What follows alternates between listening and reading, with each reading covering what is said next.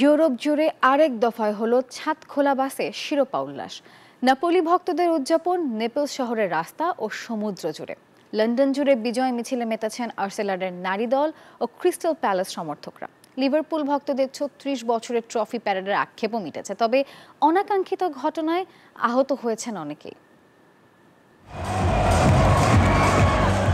২০২০ সালে ৩০ বছরের খরা কাটিয়ে শিরোপা ঘরে তুলেছিল ইয়র্গেন ক্লপের শিষ্যরা। তবে করোনার কারণে সে আনন্দ উদযাপন থেকে বঞ্চিত হয়েছিলেন লিভারপুলবাসীরা। এবার প্রায় ৩৫ বছরের অপেক্ষার অবসান। শহর জুড়ে ভ্যান ডাইক, মোহামেদ সালাদের ছাদ খোলা বাসে ট্রফি প্যারেড। হাজার হাজার অন্যের ভক্তদের উল্লাস আর ফ্লেয়ারে লাল সমুদ্রে পরিণত হয় গোটা শহর।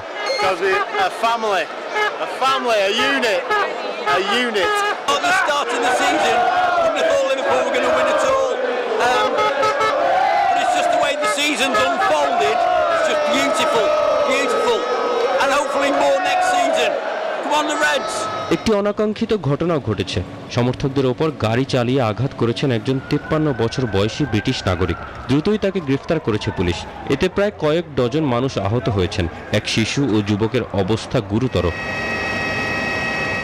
এদিকে ইংল্যান্ডের রাজধানীতে ক্রিস্টাল প্যালেসে মেতেছে বিজয় মিছিলে। ১৮৬১ সালের পর ক্লাবটির ইতিহাসের প্রথম কোনো মেজর শিরোপা বলে কথা।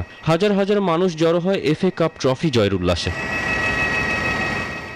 লন্ডনের অপর প্রান্তে হয়েছে উদযাপন। ছেলেরা মৌসুমটা খালি হাতে শেষ করলেও আর্সেনালের মেয়েরা বার্সেলোনাকে হারিয়ে ১৮ বছর পর জিতেছে চ্যাম্পিয়ন্স লিগের শিরোপা। এমিরেটস স্টেডিয়ামে নেচে গেয়ে মেয়েদের সঙ্গে উদযাপন গানার ভক্তদের।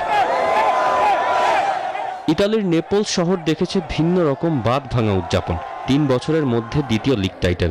মারাদোনা ও নাপোলি ভক্তদের উল্লাস শহরের রাস্তা থেকে ছড়িয়ে পড়েছে সমুদ্রেও। লাখ লাখ মানুষ জমে সুডেটো জয়ের উচ্ছ্বাসে। শেষ ম্যাচে গিয়ে লিগ জেতায় আনন্দটাও বেড়েছে বহু গুণে। তৌসিফুল হাসান, নিউজ 24।